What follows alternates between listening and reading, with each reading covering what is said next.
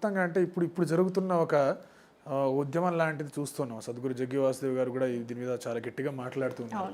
ఇది endowment government డిపార్ట్మెంట్స్లో ఎందుకు ఆలయాలు ఉండాలి, దేవాలయాలు ఉండాలి అని చెప్పేసి వాటితో స్వచ్ఛందంగా అవి ఉండొచ్చు కదా అని చెప్పేసి చాలా పెద్ద ఎత్తున మాట్లాడడం, మీరు కూడా 2-3 సార్లు మాట్లాడిన సందర్భాలు కూడా చూసారు. సో దీని గురించి ఏమంటారండి? అంటే ఎప్పటి నుంచో మనం మాట్లాడుకుంటూ ఉన్నాం, బట్ ఎండోమెంట్ డిపార్ట్మెంట్లోకి టెంపుల్స్ ఉండాల్సిన అవసరం ఏముంది?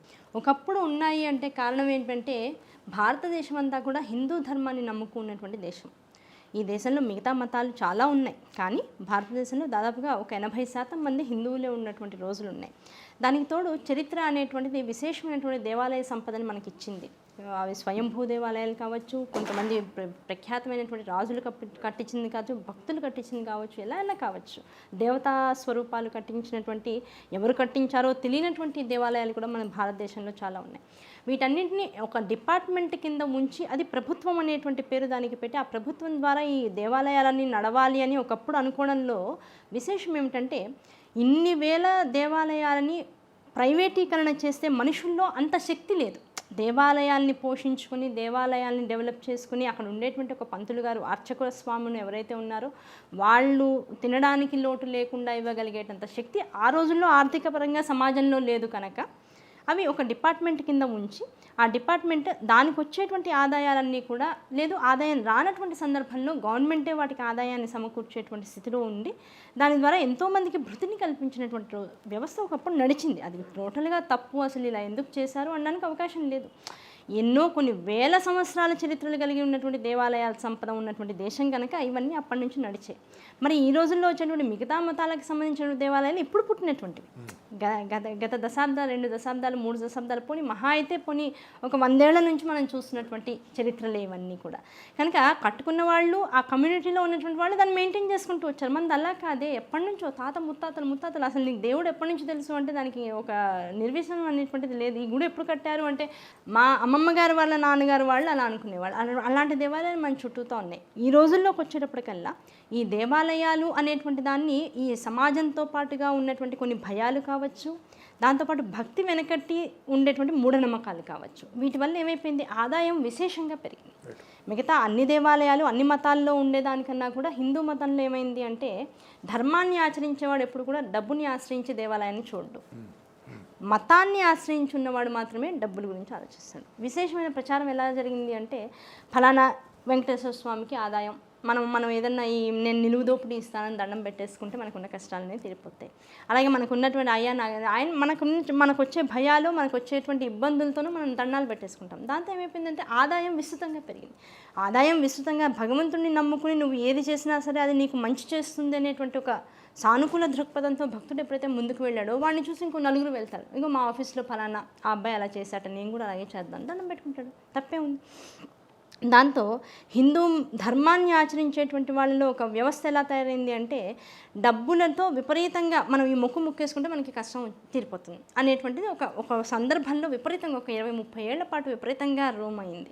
దాంతో ఏమైంది, ఆదాయాలు అన్ని గుళ్ళకి పెరిగినాయి. పోషించేటువంటి వాళ్ళకన్నా కూడా భక్తులు వేసేటువంటి హుండీ డబ్బులు అధికంగా అయిపోయాయి.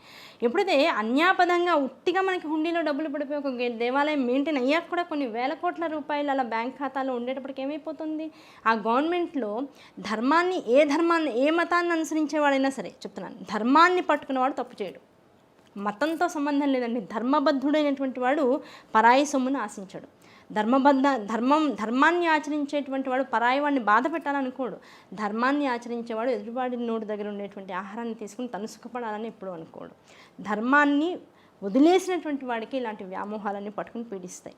కనుక ఏ మతం వాడైనా సరే, ప్రభుత్వంలో అధికారాలు మారుతున్న కొద్దీ ఏమైపోయింది, ఈ లెక్క డొక్క అంతా చూసుకునేదంతా గవర్నమెంట్ అయినప్పుడు అన్యాపదంగా కొన్ని సంవత్సరాల నుంచి, కొన్ని దశాబ్దాల నుంచి అన్ని వేల కోట్ల రూపాయలు బ్యాంక్ అకౌంట్లో ఉండేటప్పటికీ దాన్ని పెడత్రోవ పట్టిద్దాం అనేటువంటి ఆలోచన సర్వసాధారణంగా ఈ కలియుగంలో రావడంలో పెద్ద తప్పేమీ లేదు. అది వచ్చేటప్పటికల్లా ఏమైపోతుంది, అన్యాక్రాంతం అయిపోతుంది. భారతీయుల్లో ఉండేటువంటి హిందూ ధర్మాన్ని పాటించేటువంటి వాళ్ళందరూ ఏ నమ్మకంతో అయితే ఒక గుడిలోనో ఒక దేవాలయంలోనో ఆ అమౌంట్ వేస్తూ పోయారో ఒక నమ్మకంతో, ఆ నమ్మకాన్ని ఆధారంగా చేసుకుని విశేషంగా డబ్బు దారులు మారుతూ వచ్చింది.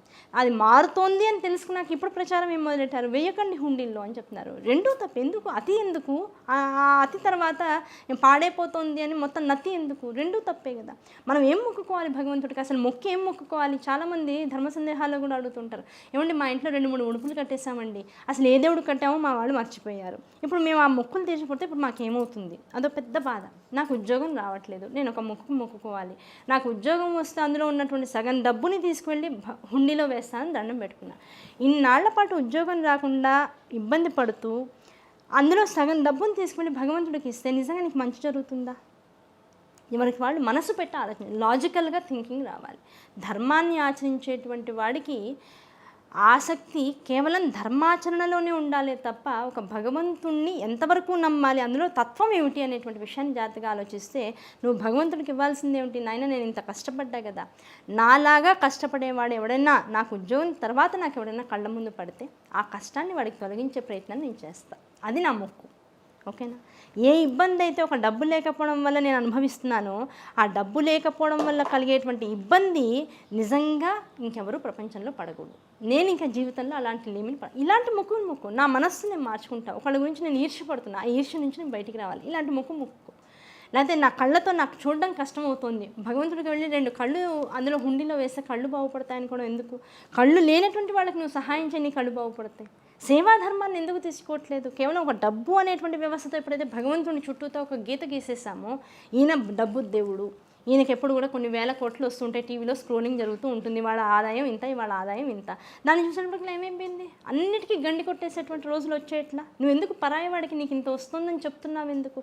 దాంతో ఏమైపోయింది? ఇప్పుడు కొత్తగా ఇలా ఎప్పుడైతే గవర్నమెంట్ మోసం చేస్తుందో, అది మనవాడు వచ్చినా పరాయివాడు వచ్చినా ఏ మతానికి సంబంధించిన వాడైనా ఆ డబ్బు చూస్తే ఎవరు ఆశపడకుండా ఉంటారు? ఎప్పుడైతే ఆశ వస్తుందో ఇంకా వెయ్యకండి అంటారు.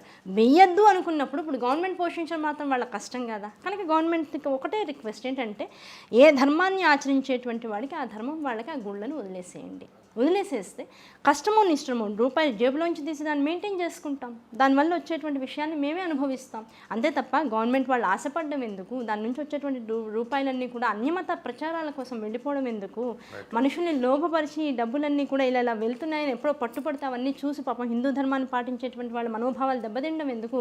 దీనిలో అనవసరంగా మనుషుల మధ్య పొరపచ్చాలు రావడం ఎందుకు? సమాజంలో ఇంత విభేదాలు మళ్ళీ తెరకెక్కడమే కదా. ఇంతసేపు నిజంగా నాకు ఎంతమంది క్రిస్టియన్ ఫ్రెండ్స్ ఉన్నారో, ఎంతమంది ముస్లిం ఫ్రెండ్స్ ఉన్నారో నేను ఎప్పుడు లెక్క పెట్టుకోవాలా. ఏదైనా ఇలాంటి టాపిక్స్ వచ్చాక, ఇప్పుడు ఈ ఇంటర్వ్యూ బయటకు వచ్చిన తర్వాత ఇప్పుడు వాళ్ళతో నాకు మాట్లాడే ఫస్ట్ మాట ఎట్లా ఉంటుంది? అందరూ అలాంటి వాళ్ళు కాదు, అలాని చాప కింద నీరులాగా ఈ అధర్మం అనేటువంటిది ప్రతి మతాన్ని ఇబ్బంది పెట్టేటువంటి స్థితిలోకే వెళ్తూ ఉంటుంది. ఆటోమేటిక్గా విద్వేషాలు, మనుషుల మధ్యలో కాస్త భేదభావాలు వస్తూ ఉంటాయి. మతాలు అనేటువంటివి మనుషుల్ని వాళ్ళు నమ్మేటువంటి మార్గంలో ఇంకాస్త పైకి తీసుకువెళ్ళేటువంటి దారిలోకి పయనించాలే తప్ప, మనుషుల్ని బాగు చేయాలే తప్ప, మతం అనేటువంటిది మనుషుల మధ్య భేదభావాలు తెచ్చి వాళ్ళ మధ్య దూరాలు పెంచేసి సమాజంలో విభేదాలు తీసుకొచ్చి అనవసరమైనటువంటి విపత్తులకి కారణం అవ్వకూడదు కదా. కనుక డబ్బు అనేటువంటి ప్రసక్తి ఎప్పుడు కూడా దేవుడి దగ్గర కరెక్ట్ అయినటువంటి విషయం కాదు. డబ్బుతో దేవుణ్ణి మెయింటైన్ చేయడం కరెక్ట్ కాదు. ఆలయాన్ని ఉద్ధరించు అంతవరకే. భగవంతుడు అనేటువంటి వాడికి ఆలయం ఎందుకు అంటే, ఇంత పెద్ద ఈ జగత్తునంతా మనకి ఇచ్చాడు, ఆయన్ని ఒక చోట కాన్సన్ట్రేటెడ్ అయస్కాంత శక్తి, ఆ అయస్కాంత శక్తి కనుక మనం వెళ్తే అందులో ఉండేటువంటి కాస్త ఛార్జింగ్ సెల్స్ని మనం కూడా లోపలికి తీసుకోవాలి. అంతవరకే గుడి. ఆ గుడిని నువ్వు పాలరాళ్ళతో వేయించావా, లేకపోతే బంగారు తాపడాలతో వేయించావా, ఇవన్నీ భక్తుడైన వాడికి ఎందుకు? అంతంత అట్రాక్ట్ చేసేటంత అట్రాక్టివ్నెస్ ఎందుకు? మనిషికే ధర్మశాస్త్రం చెబుతుంది, పక్కవాడు అసూయపడేటంత వస్తువులేవి నీ ఇంట్లో ఉంచుకోవద్దు అంది. ఉంచుకుంటున్నావు, దాంతో ఈర్ష్య వస్తుంది, దాంతోపాటు రాగం వస్తుంది, వ్యామోహం వస్తుంది, నిన్ను చూసి కంపారిజన్ మొదలైంది. మొదలవుతుండే అంటే మనం సుఖంగా ఎంత లిమిటెడ్. ఎస్, ప్రతివాడు కూడా ఒకటే సుఖం. చూడండి, ఇప్పుడు ఈ ఇల్లు ఉంది, ఈ పెద్ద రూమ్ ఉంది, ఈ పెద్ద రూమ్లో ఒకవైపు నేను సోఫాలు వేసేసి, ఇంకో వైపు ఏమో చక్కగా టేక్తో చేయించిన పెద్ద దీవాన్ వేసేసి, ఆ తర్వాత హాయి కంఫర్టబుల్గా ఉండడానికి నేను రిక్లైనర్స్ పెట్టేసేసి, ఓ పక్క పెద్ద టీవీ పెట్టేసి, దాంతోపాటు స్టాండింగ్ పెద్ద పెద్ద స్పీకర్స్ పెట్టేసి ఇలా పెట్టేసాను అనుకోండి, ఇంత పెద్ద రూము. ఇప్పుడు ఏదైనా రికార్డింగ్ చేసుకుందాం అన్నప్పుడు ఎన్ని సర్దితే నాకు ఈ రూమ్ కంఫర్టబుల్గా స్టార్ట్ అవుతుంది, నాకు ఉపయుక్తంగా ఉంటుంది, అవునా కదా? అలా లెస్ లగేజ్ మోర్ కంఫర్ట్ అనే దాన్ని ఇక్కడ కూడా మనం జాగ్రత్తగా పెడితే, మనం ఎంత లిమిటెడ్ వస్తువులతో హాయిగా ఉండగలం అనేటువంటి దాన్ని కనుక జాగ్రత్తగా చూసుకుంటే, ఆ లిమిటెడ్ ఆలోచనలు, లిమిటెడ్గా బతకడం అనేటువంటిదే మోర్ కంఫర్ట్ అనేటువంటి విషయం మనకి నిజంగా మార్పు జీవితంలోకి వచ్చిన తర్వాత అర్థమవుతుంది. ముందు పక్కవాడికి ఉంది కనుక మనకి ఇన్నాళ్ళు లేదు కనుక మనం ఏదో సుఖపడాలనుకుంటూ ఉంటాం. ఆ సుఖం నిజంగా ఇన్నాళ్ళు మనకి లేదు కనుక బాగున్నాం అనే విషయం తెలుసుకోవాలి. కింద కూర్చోవడం అనే అలవాటు, కీళ్ళ నొప్పులు చిన్న చిన్న వాళ్ళకి వస్తున్నాయి. కారణం ఏంటి? అసలు కింద కూర్చొని భోజనం చేసే రోజులు పోయినాయి. ఇదివరకు రోజుల్లో టేబుల్స్ ఏమీ లేవు. 80 ఏళ్ళు వచ్చినా 90 ఏళ్ళు వచ్చినా అందరూ కిందే కూర్చొని తినేవాళ్ళు. మరి ఇప్పుడు ఎందుకు కొత్తగా టేబుల్ ఉంటేనే సుఖం, ఆ పలానా కుర్చీలు ఉంటేనే సుఖం, మంచాల మీద ఇంత ఇంత వెడల్పు 8 ఇంచులో 15 ఇంచులో పరుపు ఉంటేనే సుఖం కాదు. నడు నొప్పులు వస్తున్నాయి, ఏం చేస్తున్నావు? ఎంతవరకు కంఫర్ట్ నీకు? భగవంతుడు ఒక మార్జిన్ రాస్తాడు. నాకు అన్నీ ఉన్నాయండి, పెద్ద పరుపు కొనుక్కున్నాను, ఇవాళ 4 రోజులు పడుకున్నాను, నడుము నొప్పి వచ్చింది, డాక్టర్ దగ్గరికి వెళ్ళగానే ఆయన ఏం చెప్పాడు, అమ్మ మీరు ఆ పరుపు మీద పడుకోకండి అమ్మ, బల్ల స్టిఫ్గా ఉన్న దాని మీద ఫ్లాట్గా పడుకోండి అన్నాడు. ఇప్పుడు ఆ పరుపు నాకు సుఖమా దుఃఖమా? ఏసీ పెట్టించుకున్నాను, 4 రూముల్లో 4 ఏసీలు పెట్టించుకున్నాను. ఆస్తమా వచ్చింది, దగ్గు విపరీతంగా పొడి దగ్గు వస్తుంది, పడట్లేదు. డాక్టర్ గారు అన్నారు ఎట్టి పరిస్థితుల్లో ఏసీ వేసుకోద్దామా, మీరు ఆరు బయట ఒళ్ళు చక్కగా చల్ల నీళ్ళతో కడుక్కుని విసురుకుంటూ పడుకోండి అన్నాడు. ఇప్పుడు ఏ సుఖం నాకు? ఇలా ఆలోచిస్తూ పోతే గ్లోబల్ వార్మింగ్ దగ్గర నుంచి ప్రతిదానికి కారణం మనమే, ఎవరికి వాళ్ళం నేను అనుకునేటువంటి రోజు వస్తే ఆ నేనుగా చేసినటువంటి తప్పుల్ని ఎవరం ఎలా బాగు చేసుకుంటే బాగుపడతామో ఎవరికి వాళ్ళు ఆలోచించుకుంటే సెల్ఫ్ మేనేజ్మెంట్ అనేటువంటిది ఏదో ఒక రూమ్లో కూర్చోపెట్టి మనుషుల్ని ఒక 24 గంటలు ఒక 8 గంటలు రుబ్బేసేసి ప్రాజెక్ట్ వర్క్లు ఇవ్వండి అంటే సెల్ఫ్ మేనేజ్మెంట్ రావడం కాదు.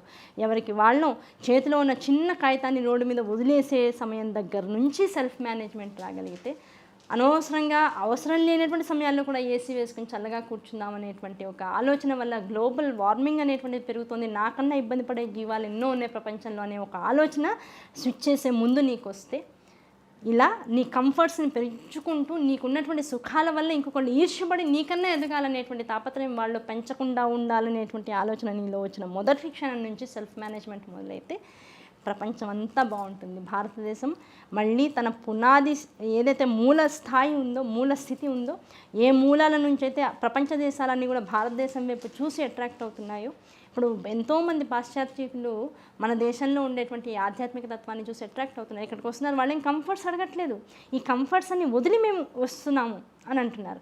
వచ్చి ఎక్కడ కూర్చున్నారు, బండల మీద కూర్చుని వాళ్ళు యోగాలు చేస్తున్నారు, బండల మీద కూర్చుని వాళ్ళు గంటల తరబడి క్రియాయోగాలు చేస్తున్నారు, శ్వాస బంధం చేస్తున్నారు, దాంతోపాటు రకరకాల మంత్రాలు నేర్చుకున్నారు. మనం ఏమైపోతున్నాం? వాళ్ళందరినీ చూసి ఫోటోలు తీసి ఆహా వీళ్ళు ఫలానా వాళ్ళతో వీళ్ళు ఇలా చేస్తున్నారు. నీకు ఒక్క మంత్రం వచ్చా వాళ్ళు చెప్పిన దానిలో? గట్టిగా సర్వమంగళ మాంగళ్యం చెప్పరా అని పిల్లల్ని అడిగితే అదేం శ్లోకాన్ని బుర్రగొక్కుంటాడు వాడు. కనీస పక్షంలో ఇంకొక హిందూ ధర్మాన్ని ఆచరించేటువంటి వాళ్ళకి స్ట్రైట్ ఫార్వర్డ్గా వేసేటువంటి సమాధానం ఏంటంటే, నిజంగా ఈ రోజుల్లో మనకు ఎదుర్కొంటూ ఉన్నటువంటి 2 మతాలకు సంబంధించిన వాళ్ళని మెచ్చుకోవాలి మనం. ఆదివారం వచ్చేటప్పటికల్లా పుస్తకాలు చదివిన పిల్లలతో పాటు గుళ్ళకి వెళ్తారు. ఎంతమంది మీ ఇళ్లల్లో మీ పిల్లలతో పాటు గుళ్ళకి ప్రతిరోజు తీసుకువెళ్తున్నారు? భగవద్గీత ఎంతమందికి వచ్చు? దాంతోపాటుగా పిల్లల్ని శుక్రవారం వచ్చిందంటే పొద్దున్న నుంచి సాయంత్రం దాకా వాళ్ళకి ఎన్ని పనులన్నా ఉండని ముస్లింలు చక్క పొద్దున్నే 5 నుంచి పిల్లల్ని 7 దాకా రోజు ఖురాన్ చదివిస్తారు. నువ్వెవరన్నా ఇంట్లో కూర్చుని ఒక మత గ్రంథాన్ని నీ పిల్లలతో చదివిస్తున్నావా? హిందూ ధర్మంలో మత గ్రంథాలు లేవు, ధర్మాన్ని ఆచరించడానికి కావాల్సినటువంటి ధర్మబద్ధమైనటువంటి గ్రంథాలు చాలా ఉన్నాయి. ఒక్క ధర్మం వాళ్ళతో చెప్పిస్తున్నావు, ఒక శ్లోకం వాళ్ళకు వచ్చా నోటికి, సెల్ఫ్ చెక్ చేసుకో. ఇతర ధర్మాలని చూసి ఏడ్ చేసేసి వీళ్ళందరూ మమ్మల్ని పాడు చేసేస్తున్నారండగా, నువ్వు ముందు పాడైపోయావు అక్కడ, నువ్వేం బాగున్నావు అక్కడ, నువ్వు అది ముందు నిన్ను నువ్వు ఒకసారి తరచి చూసుకో, ఒకసారి నెగిటివ్గా ఒకసారి అద్దం ముందు నుంచి నీ మొహాన్ని నువ్వు చూసుకో. నువ్వు 3 పూట్ల సంధ్యావందనం చేస్తున్నావా? సంధ్యావందనం లేదు, కనీసం దాన ధర్మాలు చేస్తున్నావా? దాన ధర్మాలు లేదు, కనీసం కష్టంలో ఉన్నవాడికి సహాయం చేస్తున్నావా? నీ ఇంట్లో ఉన్నటువంటి మత గ్రంథాలు, నీకు ఉన్నటువంటి ధర్మ గ్రంథాలు ఎన్ని ఉన్నాయో నీకు తెలుసా? నువ్వు ఎన్నిసార్లు వారంలో గుడికి వెళ్తున్నావు, ఎన్నిసార్లు నీకు ఉన్నటువంటి పెద్దవాళ్ళని నువ్వు గౌరవిస్తున్నావు? ఇవన్నీ నువ్వు ఆలోచించుకుంటే సెల్ఫ్ చెక్, నువ్వు బాగుపడతావు. ఎవడో మనల్ని పాడు చేయక్కర్లేదండి, మనకి మనంగా పాడైపోయేటువంటి రోజులు చాలా వచ్చాయి. నువ్వు పాడవుతున్నావురా అని చూపిస్తే ఈగో హర్ట్ అవుతుంది కనుక అది వాడి వల్ల నేను పాడవుతున్నా అని చూపిస్తూ ఉంటాం. ప్రతి వాడికి ఇలా వేలెత్తి చూపించడం చాలా ఈజీ మనకి. కనుక ఎండోమెంట్ డిపార్ట్మెంట్ అనేటువంటిది హిందూ దేవాలయాలన్నీ కూడా కబళించేస్తోంది. దానివల్ల ప్రభుత్వాలు ఉన్నటువంటి ఆదాయాన్ని అంతా కూడా తీసేసుకుంటున్నాయి. హిందూ ధర్మం నష్టపోతోంది. నష్టపోయేటంత స్థితికి నువ్వు ఎందుకు తీసుకొస్తున్నావు? హిందువుగా ఆలోచించు, మనసు పెట్టి ఆలోచించు. గుడి అంటే, దేవుడు అంటే బిజినెస్ ఆడుకోవడానికి, నువ్వు వ్యాపారంగా నువ్వు సగం జీతం ఇస్తానంటే మిగతా సగం జీతం నీకు బోనస్గా ఇచ్చేటువంటి వాడు ఆ భగవంతుడు అంటే. ఎందుకు డబ్బుతో ఆడుకుంటున్నావు భగవంతుడితో? You stop that first. నువ్వు భగవంతుడు ఒక శక్తిగా నమ్ము. నీలో ఉండేటువంటి ఇబ్బందికరమైనటువంటి పరిస్థితుల నుంచి నిన్ను బయటికి తీసుకురావడానికి వచ్చి నీలో ఉండేటువంటి ఆ శక్తిహీనత్వం నుంచి నిన్ను బలోపేతం చేయడానికి కావాల్సినటువంటి శక్తిని ఆ భగవంతుడి నుంచి తీసుకో, అంతే. డబ్బులతో వ్యాపారం భగవంతుడు చేయకు. ఆ డబ్బులు ఎప్పుడైతే వచ్చాయో ఆ డబ్బులు మనిషిని కల్టివేట్ చేసేస్తాయి, పాడు చేసేస్తాయి. Like and subscribe Eagle Media Works.